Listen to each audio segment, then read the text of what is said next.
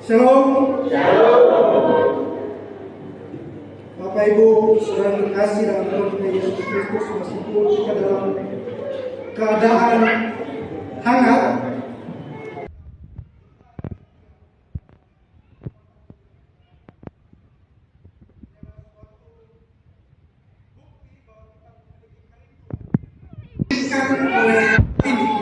dituliskan oleh Salomo. Tentunya ketika kita mendengarkan Salomo, maka ini bukan sesuatu yang baru bagi kita. Kita menganggap bahwa dia adalah seorang raja yang berhitung, dan memang dia adalah raja yang berhitung. Kita juga mengetahui bahwa Salomo ini adalah anak dari Daud yang berasal dari istrinya Bathsheba. Dan kita tahu bahwa Salomo ini adalah raja yang memimpin Israel, yang pada masa itu kita naik tahta, maka kerajaan Israel itu berada dalam masa kejayaan atau masa yang kokoh. Kenapa? Karena raja-raja di sekitar Israel telah ditaklukkan oleh Daud ketika Daud memerintah, sehingga ketika ia naik tahta, maka tidak ada musuh yang berani melawan Israel. Jadi ini adalah masa kejayaan yang dialami oleh Salomo.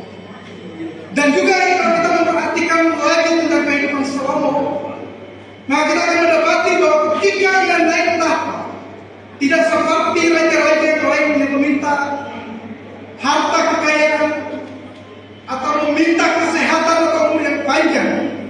Tetapi ketika Salomo naik tahta, ada dua permintaan yang ia minta.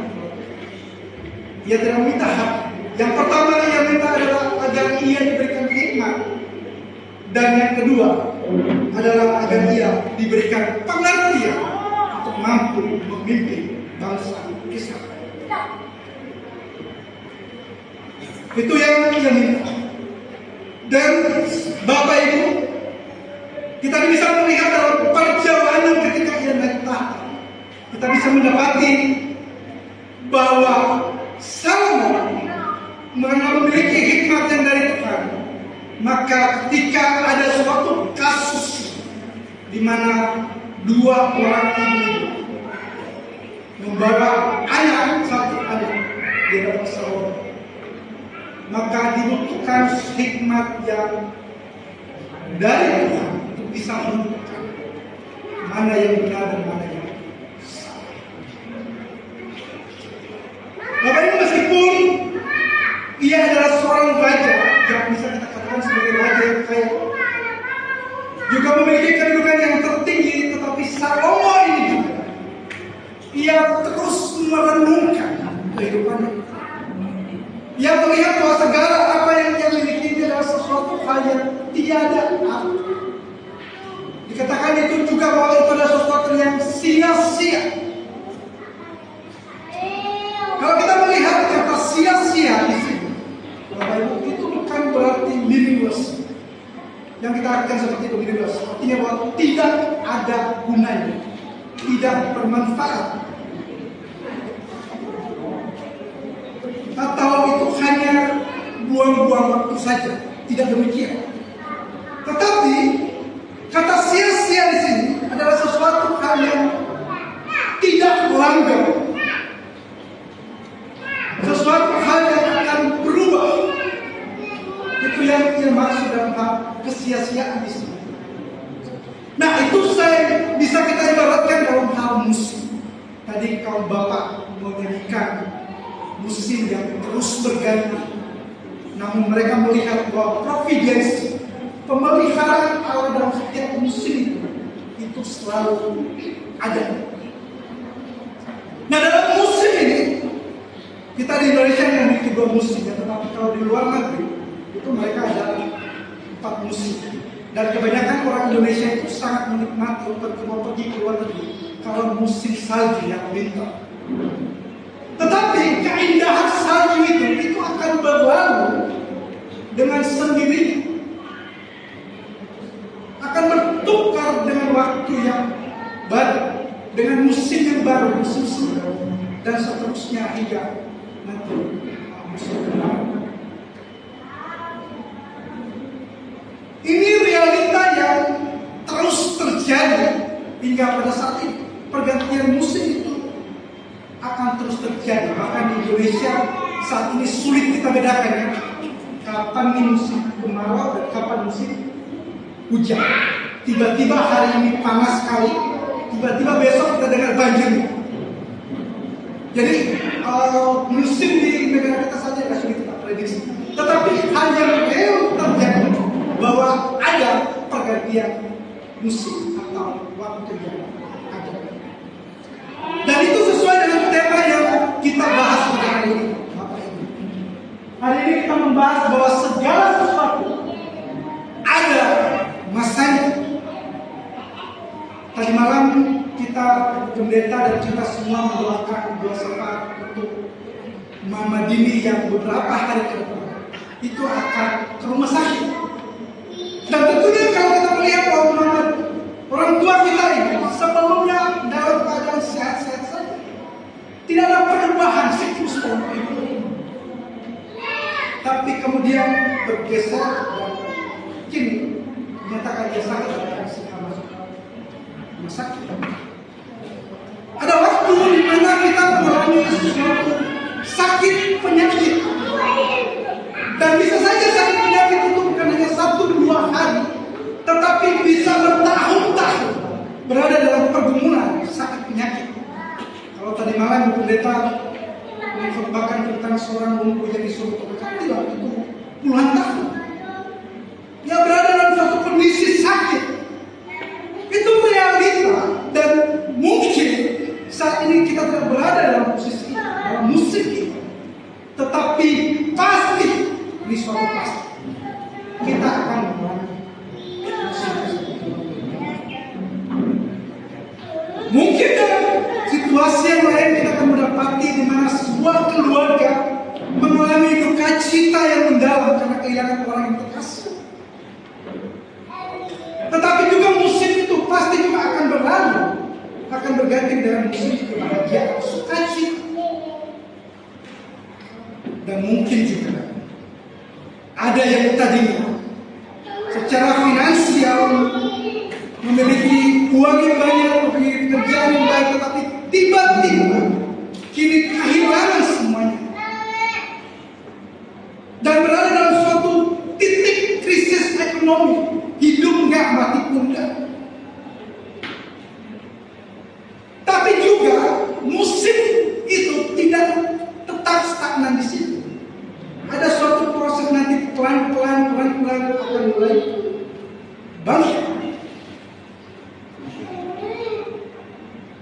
Dan mungkin juga ada yang sedang bergumul tentang perkuliahan, tentang siapa yang akan menjadi jodoh saya, atau ada yang tidak memikirkan itu, saya mau jadi menyerahkan diri saya sepenuhnya kepada Tuhan seperti Paulus. Itu juga adalah pilihan pribadi dan komitmen. Yang beberapa hari ke depan saya mendengarkan isu-isu bahwa Bahura akan wisuda. Tentunya ini adalah suatu waktu yang perlu kita ekspresikan dengan suatu kebahagiaan bahwa dia menyelesaikan studi, ada penambahan gelar yang baru bagi dirinya untuk bisa dimanfaatkan dalam membela orang-orang yang ada di sekeliling. Tentunya bukan hanya gelar semata, tetapi ada dampak dan efek yang bisa dirasakan oleh terutama kita jemaat gereja Amin ya, dan juga klien-klien yang kita layani. Nah, Bapak Ibu, dalam pengkhotbah ini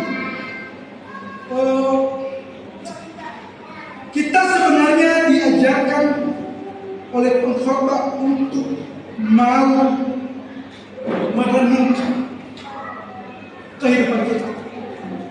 Ketika kita mengajak membaca pengkhotbah ini, maka pengkhotbah sedang mengajak kita untuk merenungkan kehidupan kita.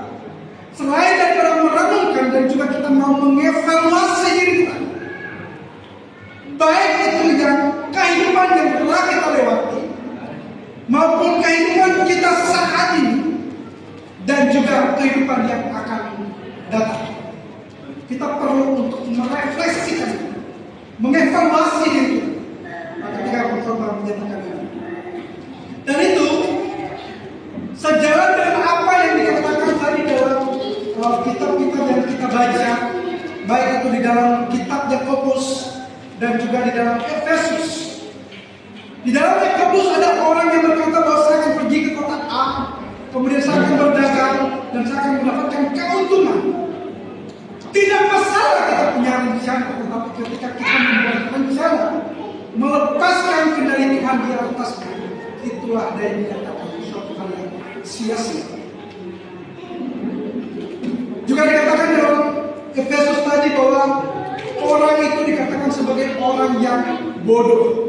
Yang lebih detail di sini sebenarnya mengenai orang bodoh ini dapat kita lihat di dalam Lukas pasal 12. Di dalam Lukas pasal 12 Yesus memberikan sebuah perumpamaan tentang orang kaya yang bodoh. Orang kaya ini adalah seorang, boleh dikatakan sebagai seorang petani yang mempunyai lumbung atau tanaman-tanaman yang cukup luas, dan ketika musim panen tiba, maka seluruh lumbung-lumbung yang ada di pergudangan itu penuh, sehingga ia berkata, jiwaku ada padamu banyak barang tertimbun untuk bertahun-tahun lamanya. Beristirahatlah, makanlah, minumlah, dan bersenang-senang. Tapi pada malam itu juga Tuhan mengambil nyawanya. Bapak Ibu, tidak ada masalah ketika punya usaha,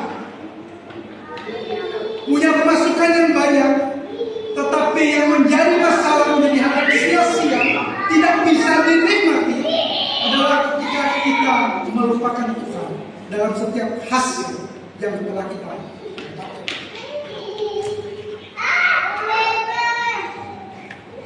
Oleh sebab itu, maka pergantian musim yang terjadi dalam kehidupan kita itu harusnya kita lihat dalam perspektifnya Tuhan,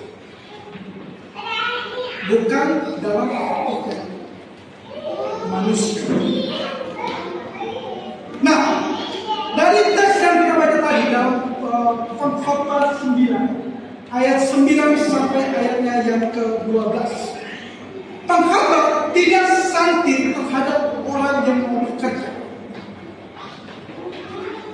Dia anti ketika pekerjaan itu dilepaskan dari keterkaitan dengan Tuhan. Kalau kita membaca dalam pasal yang ke-9, maka yang mengatakan bahwa nikmatilah istri yang diberikan padamu. Nikmati ini bisa berarti bersenang-senanglah, bersukacita. Dan kalau saya baca, saya kaitkan dengan Khotbah 3 ayatnya yang ke-11, maka di situ dikatakan bahwa segala sesuatu indah pada waktu. Yang dalam terjemahan lain dikatakan bahwa marvelous. Marvelous itu adalah sesuatu yang kagum, menakjubkan. Itu sulit untuk diungkapkan dengan kata-kata. Jadi di sini dikatakan bahwa relasi intim antara suami dan istri itu harusnya dilihat dalam perspektif itu. Sesuatu yang menakjubkan, mengagumkan, dan yang kita lihat saat ini yang terjadi.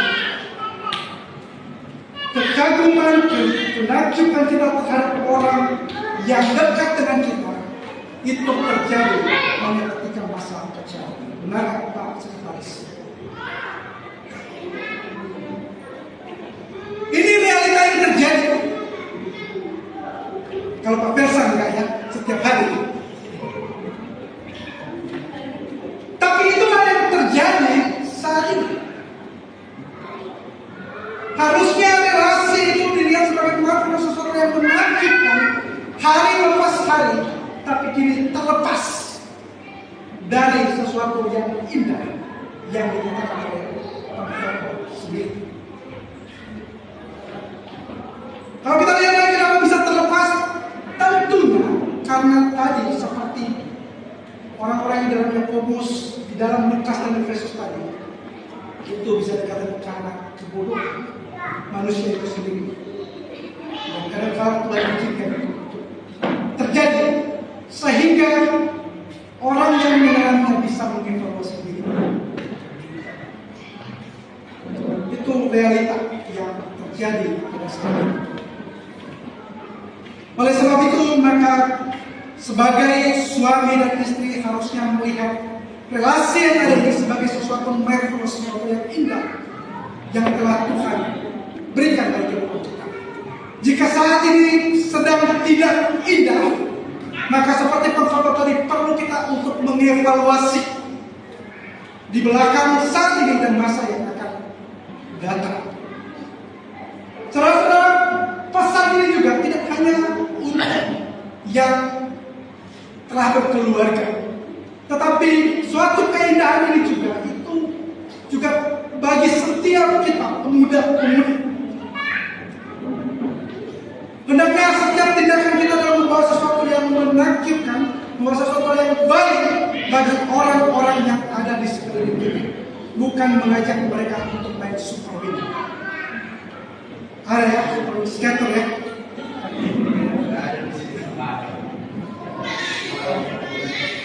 Itu salah satu, tetapi yang menjadi tantangan juga kita saat ini itu mengenai narkoba. Obat-obatan terlarang.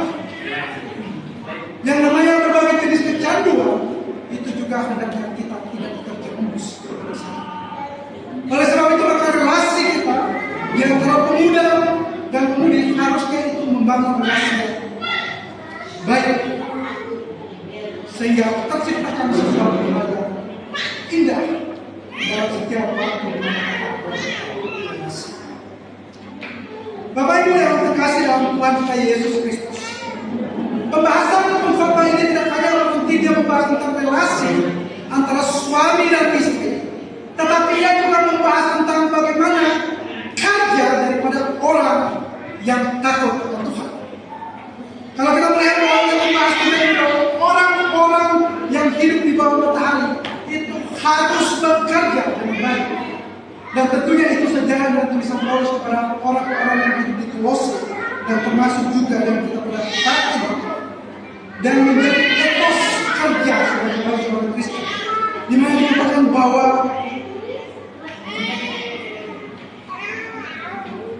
hendaknya kita lakukanlah pekerjaan sebagaimana untuk Tuhan, bukan untuk manusia. Etos kerja kita adalah hendaklah kita melakukan pekerjaan untuk Tuhan, bukan sama untuk manusia. Artinya bahwa pekerjaan yang kita lakukan itu bukan hanya asal-asalan, hanya untuk mendapatkan uang semata dan setelah itu sudah selesai. Tidak demikian. Saya tadi mengkonfirmasi dengan Pak Lia. Karena tadi malam di belakang kami bahas tentang MBG, dan itu cukup menarik. Dan saya juga cukup terkesan karena ada orang tua kita yang mau turun terlibat untuk MBG ini, untuk ikut menuntaskan stunting di Indonesia, dan tentunya juga untuk mencerdaskan kehidupan anak, terutama kalian yang bersekolah. Dan tentunya dengan kehadiran kalian di situ bisa memberikan masukan dan evaluasi yang baik, dan tentunya juga untuk mendukung anak-anak generasi ini untuk bisa maju dan lebih baik ke depan. Terlepas dari setiap tantangan, ada banyak profesi-profesi yang kita kerjakan dalam kehidupan kita. Maka hendaknya kita lakukan itu dengan baik. Nah, jika sebagai dosen harusnya kita memberikan penilaian secara objektif dan tentunya melakukan pidana. Kita harus lakukan dengan baik. Yang finance itu ada Pak Alfa, harusnya berinci dengan baik bahwa ini kesempatan tidak banyak, dan juga apaan kita yang ada di sini. Harusnya bahwa mencontoh kehidupan Salomo bahwa ia mau membela orang-orang yang berang dan juga memaksimalkan potensi yang dimiliki. Dan saya tidak meragukan pengacara tersebut karena Pak Mariki sudah menuliskan buku. Mudah-mudahan mau dibagikan sama kita.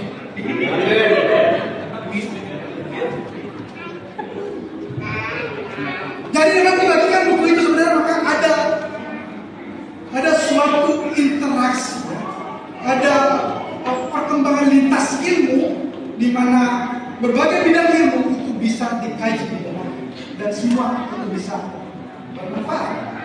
Jadi tidak ada masalah kalau kita berbagi tentang lintas ilmu yang kita miliki. Bapak Ibu yang terakhir dari perenungan kita, kalau kita melihat dalam pasal yang ke 11 dan 12, di situ dia digambarkan tentang seperti ikan dan burung. Ketika mereka terperangkap maka sudah tidak berguna lagi, berakhirlah kehidupan mereka. Meskipun sebelumnya mereka itu adalah ikan yang besar atau ikan yang kuat, tetapi ketika terperangkap maka sudah habislah rasanya. Sama seperti yang terdapat di dalam Pengkhotbah, kalau kita melihat dalam Pengkhotbah ini pasal 9 ayat 4b, maka di situ kita mendapati yang membandingkan antara singa yang mati dengan anjing yang hidup, yang mengibaratkan kehidupan itu seperti itu. Kalau kita melihat dalam konteks Yahudi pada masa itu, maka singa adalah simbol kekuatan, simbol kegagahan. Tetapi ketika ia mati, udah nggak ada berguna lagi. Malah yang lebih penting adalah anjing yang tidak diperhitungkan, bahkan dianggap sebagai makan remah-remah makan. Malah ketika anjing itu masih hidup, itu yang jauh lebih penting. Oleh sebab itu Bapak Ibu yang dikasihi dalam Tuhan kita Yesus Kristus, hendaknya setiap kesempatan yang Tuhan berikan kepada kita dalam kegagahan yang kita miliki saat ini, itu kita pakai untuk memuliakan Tuhan. Waktu-waktu yang Tuhan izinkan bagi kehidupan kita, kita pakai untuk bisa bermanfaat bagi orang-orang yang ada di sekitar kita. Jangan kegagahan kehidupan yang kita miliki itu malah membuat orang lain menderita. Ada yang seperti itu, tapi tidak ada di sana. Nah, oleh sebab itu, maka perlu untuk kita memikirkan tentang ikan dan burung tadi. Mereka tidak tahu kapan mereka akan terperangkap dan akan mati. Kehidupan kita juga ibaratnya seperti itu. Kita tidak tahu kapan kita ini akan berakhir masa kejayaan kita, berakhir masa kehidupan kita. Kita tidak tahu. Untuk itu dalam Pengkhotbah mengingatkan kita untuk kita merenungkan, merefleksikan diri dan terus bergantung kepada Tuhan, sehingga apapun yang kita alami dalam waktu demi waktu yang terjadi, kita bisa tetap mau bersyukur. Kenapa? Karena seperti yang tadi, providensi Allah di sini, kasih Allah di sini. Meskipun kita sedang sakit sekalipun, tetapi kasih Allah itu senantiasa dinyatakan. Sehingga dalam keadaan sakit, kita tidak kehilangan apa-apa.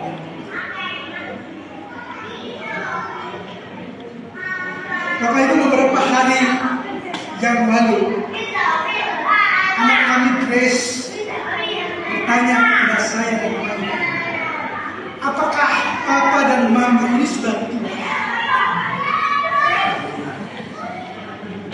Terus kami tanya balik, kenapa kalau kami sudah tua? Dia berkata kalau orang yang sudah tua pasti akan mati. Dan dia berkata bahwa dia tidak mau kedua orang tuanya itu mati. Tapi Mama Grace bilang, doakanlah agar Papa dan Mama diberi kesehatan dan kemuliaan. Dan tentunya Bapak Ibu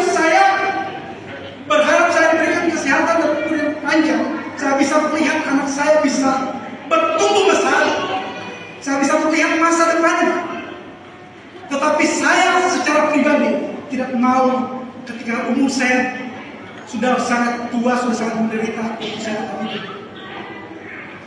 Kenapa? Karena seperti pemazmur berkata bahwa yang ada adalah penderitaan.